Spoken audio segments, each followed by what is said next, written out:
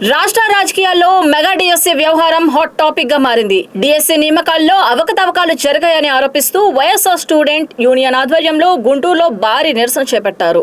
లాడ్జిస్ సెంటర్లోని అంబేద్కర్ విగ్రహం వద్ద నిర్వహించిన ఈ ధర్నాలో మాజీ మంత్రి అంబటి రాంబాబు, ఎమ్మెల్సీ అప్పిరెడ్డి, రాష్ట్ర వైఎస్ఆర్ స్టూడెంట్ యూనియన్ అధ్యక్షుడు పానుగొంటి చైతన్య పాల్గొన్నారు. మెగా డిఎస్సీ పేరుతో లక్షలాది నిరుద్యోగులను మోసం చేశారని, పోస్టుల భర్తీలో పారదర్శకత లేదని వారు ఆరోపించారు. స్పోర్ట్స్ కోటా నియామకాలపై కూడా తీవ్ర విమర్శలు చేస్తూ సిబిఐ విచారణ జరిపించాలని డిమాండ్ చేశారు. అలాగే విద్యాశాఖ మంత్రి నారా లోకేష్ బాధ్యత వహిస్తూ రాజీనామా చేయాలని డిమాండ్ చేశారు. ఈ నిరసన కార్యక్రమంలో పలువురు వైఎస్ఆర్సీపీ నేతలు, విద్యార్థి సంఘ ప్రతినిధులు పాల్గొన్నారు.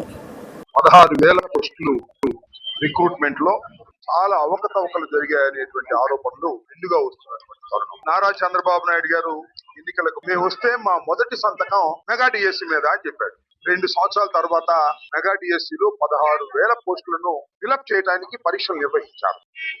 ఇది మెగా డిఎస్సీ అని అందరూ అంటుంటే అది పెద్ద మెగా డిఎస్సీ అని ప్రజలు, నిరుద్యోగులు, అటెండ్ అయినటువంటి వారు కూడా అంటున్నటువంటి తరుణం. అసలు ఎందుకు ఈ మెగా డిఎస్సీ అయింది? ఏమిటి ఆరోపణలు? ఒకటి మనం పరిశీలిద్దాం. నెంబర్ 1, కృష్ణా జిల్లాలో ఫస్ట్ ర్యాంక్ వచ్చిన అతను పేపర్ లోడింగ్ లో ఉన్నాడట. నవీన్ అనే అతను అలా పరీక్షల్లో భాగస్వామ్యమైన వ్యక్తికి ఎలా మొదటి ర్యాంక్ వచ్చింది అనేది ఒక ప్రశ్న. పోనీ మొదటి ర్యాంక్ వస్తే అతను ఉద్యోగం ఇచ్చారా? ఇవ్వాల. బండారం బయట పెడితే ఉద్యోగం ఆపారు. ఆపితే అతను ఊరుకున్నాడా?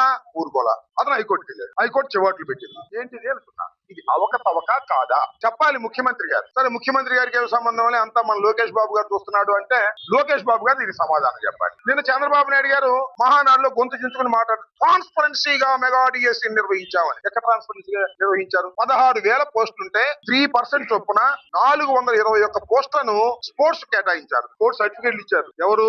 మన లోకేష్ గారి నాయకత్వం ఒక మనిషిని పెట్టి అసలు ఆటలంటే తెలియని వాడికి స్పోర్ట్స్ సర్టిఫికేట్లు ఇచ్చారు. 421 మందికి ఇచ్చారు. వాళ్ళందరికీ ఉద్యోగాలు ఇచ్చారు. ఇచ్చే టైంలో ఏం చేశారు?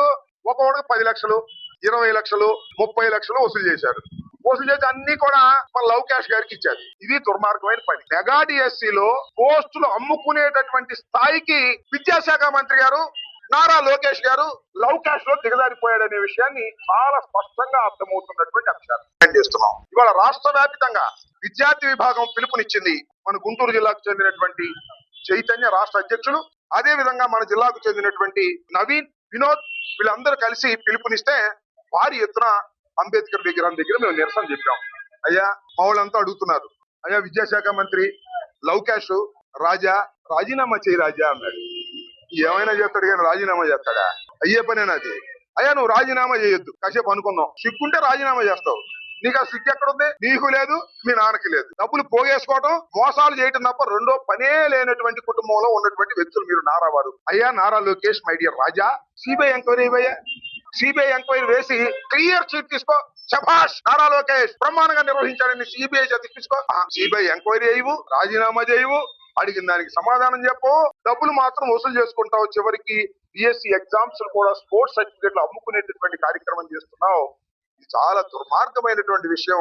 మిస్టర్ నారా లోకేష్, ఇప్పటికైనా తెలుసుకో. నువ్వు చేస్తున్నటువంటి అడ్మినిస్ట్రేషన్ అంతా కూడా దౌర్భాగ్యంగా ఉంది. నీ శాఖనే నువ్వు సరిగా నిర్వహించలేనటువంటి దుస్థితిలో నువ్వు ఉన్నావు.